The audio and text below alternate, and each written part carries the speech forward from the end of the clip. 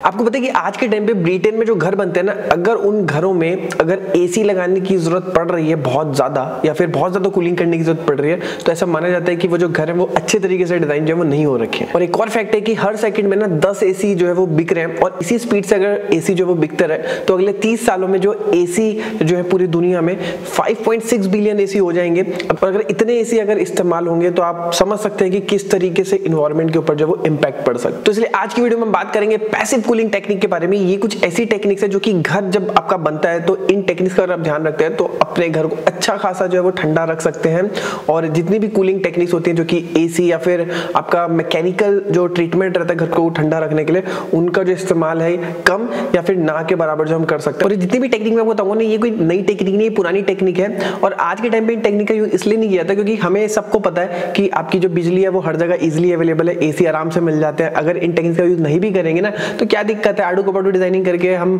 कर ले और उसके बाद जो है आराम से हम कूलिंग तो कर ही लेंगे। लेकिन पुराने टाइम पे इलेक्ट्रिसिटी भी नहीं होती थी, एसी भी नहीं होता था, तो घर जब डिजाइन करे जाते तो इन टेक्निक्स का ध्यान में रखा जाता था जिससे कि आपके जो घर है वो ठंडे रहे। और फिर आपने विंड कैचर का नाम सुना, इसको हम विंड टॉवर भी बोलते हैं। इसमें क्या होता है कि एक होलो टाइप के स्ट्रक्चर होते हैं और बहुत बड़े बड़े पोल जो है वो बने हुए होते हैं, और जितनी भी ठंडी हवा होती है टॉप से जो है इसको कैच करते हैं, जैसे इसका नाम है विंड कैचर। तो विंड को कैच करते हैं और डक्टिंग की हेल्प से जो है वो आपका होलो से होते हुए पूरा जो ठंडी हवा है वो पूरे एरिया में जो है वो फैलती है और अंदर जितनी भी गर्म हवा उसको बाहर फेंक देते हैं। इसका प्रिंसिपल बहुत ही सिंपल है। ये बेसिकली एक डिफरेंस क्रिएट करती है प्रेशर का आपका इनसाइड और आउटसाइड के बीच में, जिससे कि जो हवा जो है ना वो टॉप से ब्लो करती हुई आती है और लो प्रेशर जोन में जो है वो, और टॉप पर जो है लो प्रेशर जोन क्रिएट करती है और बॉटम पे हाई प्रेशर जोन क्रिएट करती है, जिससे कि जो पूरा जो एरिया है वो आपका ठंडा रहता है। और आज के टाइम पे भी जो विंड कैचर है ना ये काफी रिलाई करते हैं, और इसका जो डिजाइन है ना बहुत ही डिफरेंट टाइप के शेप्स और साइजेस में ये बनते हैं। डिपेंड करता है कि आपका जो बिल्डिंग है वो किस तरीके की है, प्लस आपका जो एयर का जो फ्लो है वो किस तरीके का है, तो उसी के अकॉर्डिंग जो है डिजाइन करे जाते हैं। आजकल जितने भी इको होम्स बन रहे हैं उसमें मड का यूज करा जा रहा है, और मड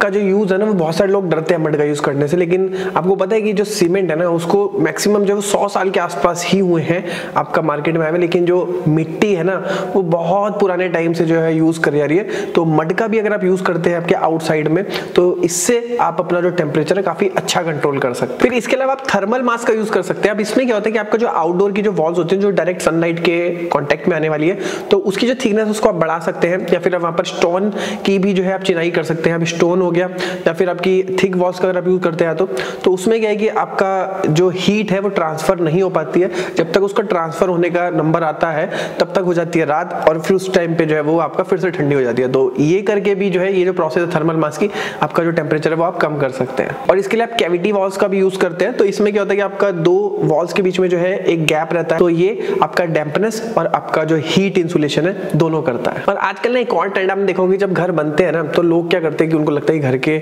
सामने की साइड में जो हमारा प्लांट या फिर ट्री आ रहा है इसको काट दो, ये मजा नहीं आ रहा, बेकार हो रहा है। तो आपको पता है कि आपका जो ट्रीज है ना वो शेडिंग का काम करते हैं। ऐसे एरिया जहाँ पे कि बहुत ठंडी ठंडी हवाएं चलती हैं, तो आपको पता है कि जहाँ पर बहुत ही ठंडी ठंडी बर्फीली हवाएं चलती है ना वहाँ पे स्ट्रेटेजिक तरीके से आपके प्लांट्स को जो है वो प्लेस करा जाता है, जिससे कि वो जो ठंडी हवा है उससे जो प्रोटेक्ट करा जाए, और सेम टाइम पे जो हार्श सनलाइट होती है उससे भी जो बचने के लिए जो है वो आपके जो प्लांट्स होते हैं उसको स्ट्रेटेजिकली प्लांट किया जाता है। और ये जो सारी चीजें लैंडस्केपिंग डिजाइनिंग के अंदर जो सिखाई जाती है आर्किटेक्ट में कि किस तरीके से प्लांट्स को हम प्लेस कर सकते हैं जिससे कि आपका जो घर है वो आपका ठंडा रहे या फिर जो बिल्डिंग है वो ठंडी रहे। और ऐसे भी बहुत सारे एरियाज होते हैं जहां पर कि 6 महीने ठंड रहती है, 6 महीने जो है वो गर्मी रहती है। अब वहां पर अगर हमने एक बार अपने प्लांट को प्लेस कर दिया तो वो आपका जो सनलाइट है उसको तो ब्लॉक करेगा, लेकिन जब ठंडी होगी तब क्या होगा, तो ऐसे में ना एक प्रजाति आती है आपकी ट्री की जिसे बोलते हैं डिसीडियस। तो ये एक ऐसा ट्री होता है जो कि आपका जो हार्श सनलाइट होती है उसको भी जो है उससे भी जो प्रोटेक्ट करके रखता है, और सेम टाइम पे जो आपकी नेचुरल लाइट आती है या फिर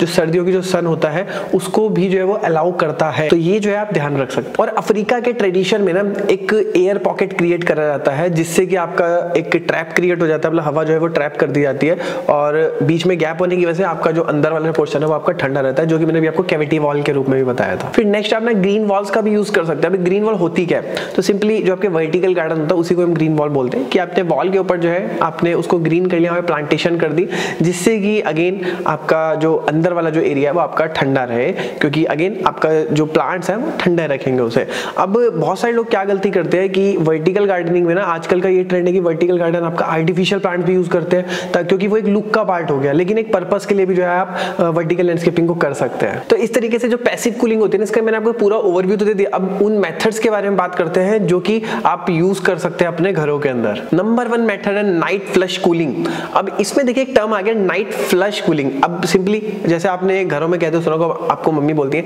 कि बेटा टॉयलेट से आते हो तो फ्लश कर लो। अब उसमें क्या है कि फ्लश का मतलब है कि आपने जो है जितना भी आपका जो सॉलिड एक्सट्रैक्ट है उसको आपने क्लीन कर दिया। तो सिमिलर जो कॉन्सेप्ट है वो इसमें अप्लाई होता है। आप विंडोज की जो प्लेसमेंट है ना आपके घरों में, इस तरीके से स्टार्टिंग से प्लान करके चलते हैं कि गर्मियों में जैसे जो भी हीट जो आपके घर के अंदर ट्रैप हो गई है, आप विंडोज को ओपन करते हैं तो आपका जो हवा जब चलती है, जब नाइट में जब ठंडा मौसम हो जाता है तो जब हवा चलेगी ना तो वो पूरा जो अंदर जो आपकी जो गर्म हवा जो ट्रैप हो रखी है उसको वो फ्लश कर देगी और आपका जो पूरा जो घर है वो आपका ठंडा हो जाएगा। तो इसी कॉन्सेप्ट के ऊपर जो है नाइट फ्लश कूलिंग जो है वो काम करता है। और फिर आपने हवा महल का नाम सुना ही होगा, आपने देखा होगा जितनी भी गर्मी हो तो जब हम हवा महल में जाते हैं तो वहां पर हमें बहुत अच्छा लगता है, ठंडी ठंडी हवा लगती है। तो ये सारे कॉन्सेप्ट का ही तो यूज करके वहां पर सारा डिजाइन हो रखा है, तो क्या इन कॉन्सेप्ट को हम अपने घरों में नहीं यूज कर सकते हैं? फिर बात करते हैं सेकंड टाइप के कूलिंग मेथड के बारे में, जिसका नाम है इवापोरेट कूलिंग। अब अपने 10th 9th स्टैंडर्ड में कहते हुए सुना होगा टीचर को कि टीचर आपसे क्वेश्चन पूछते हैं कि जब हम रनिंग करते हैं और हमें स्वेटिंग आती है और फिर हम जब ठंडी हवा जब चलती है या फिर नॉर्मल भी हवा चलती है तो हमें ठंडा ठंडा सा क्यों फील होता है?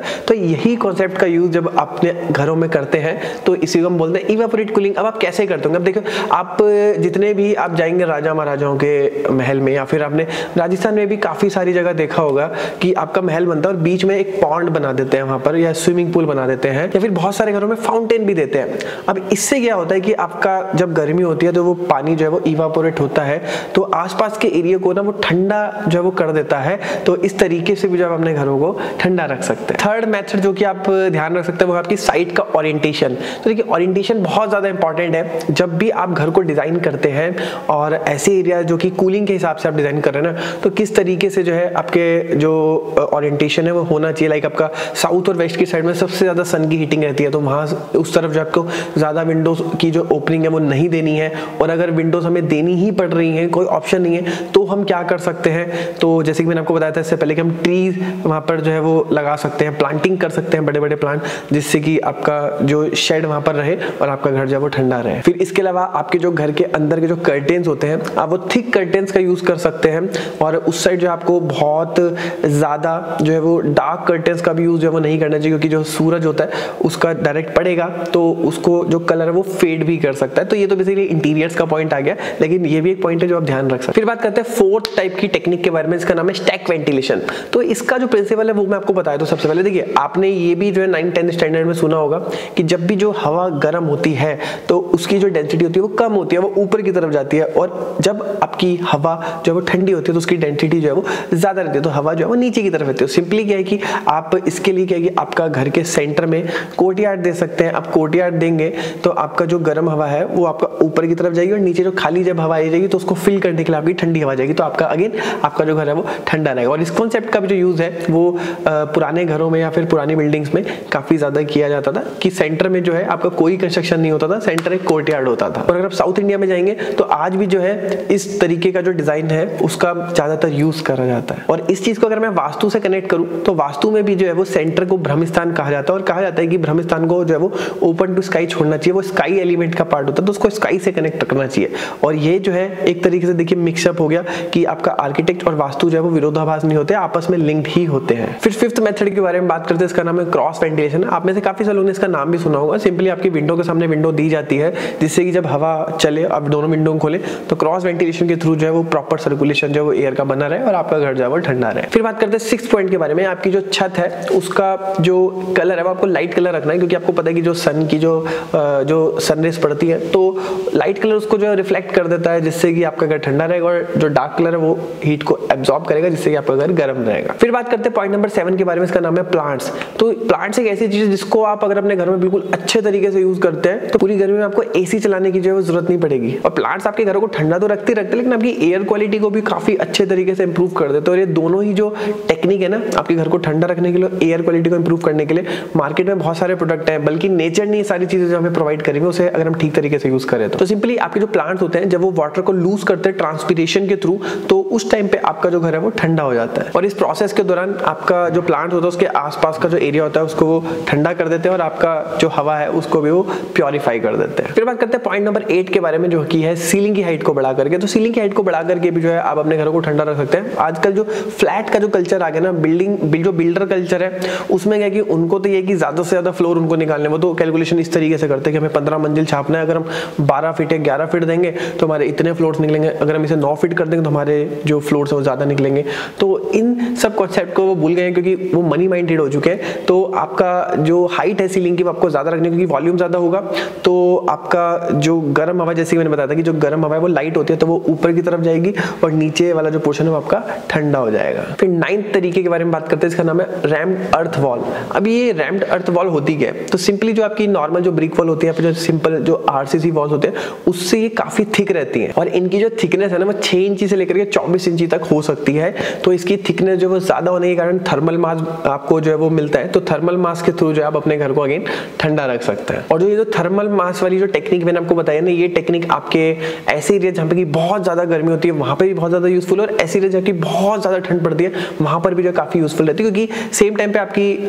जो ठंड होती है या फिर जो गर्मी होती है आउटसाइड की, वो बहुत मुश्किल से या फिर बहुत टाइम लगता है उसे अंदर की साइड में पेनिट्रेट होने में। फिर 10th हम बात करते हैं कि जो नेचुरल जो बिल्डिंग मटेरियल्स होते हैं आप उसका यूज करके भी जो है आप अपने घर को ठंडा रख सकते हैं, जैसे कि आपका मड हो गया, स्टोन्स हो गए। तो इस तरीके से जितनी भी कूलिंग टेक्निक्स होती है ना, इसको आपको जो वो ध्यान रखना चाहिए और अच्छे से यूज करना चाहिए। फिर इसके अलावा ना बहुत सारे बिल्डिंग एलिमेंट्स भी होते हैं, लाइक आपका कोर्टयार्ड हो गया, पैरागोलास हो गए, ओवरहैंग्स हो गए, लार्ज केसमेंट्स हो गए, जिसका कि आप बहुत ही अच्छे तरीके से यूज कर सकते हैं अपने घर को ठंडा करने के लिए। और मेरी नजर में ना आज के टाइम पे एक अच्छा डिजाइन वो है कि जिस घर में ना अगर इलेक्ट्रिसिटी नहीं भी आ रही है बिल्कुल एक हफ्ता, और वो उस डिजाइन की हेल्प से डिजाइन इस तरीके से करा हुआ है कि प्रॉपर जो घर है वो आपका बिना इलेक्ट्रिसिटी के, बिना एसी के आपका ठंडा रह रहा है, तो इसको हम कह सकते हैं कि बहुत अच्छे तरीके से जो है वो डिजाइन हो रखा है। और एक अच्छा डिजाइन ना कभी भी एक्सीडेंटली नहीं होता, इसको जो एक इंटेंशन के साथ करना पड़ता है। और आज के टाइम पे आपको पता है कि लोगों के पास एरिया जो वो काफी कम रह गया है, तो लोग क्या करते हैं ना कि आपका जैसे स्टार्टिंग है ना घर का, तो रोड से ही टच में जो गेट दे देंगे, गेट खोलते ही आपका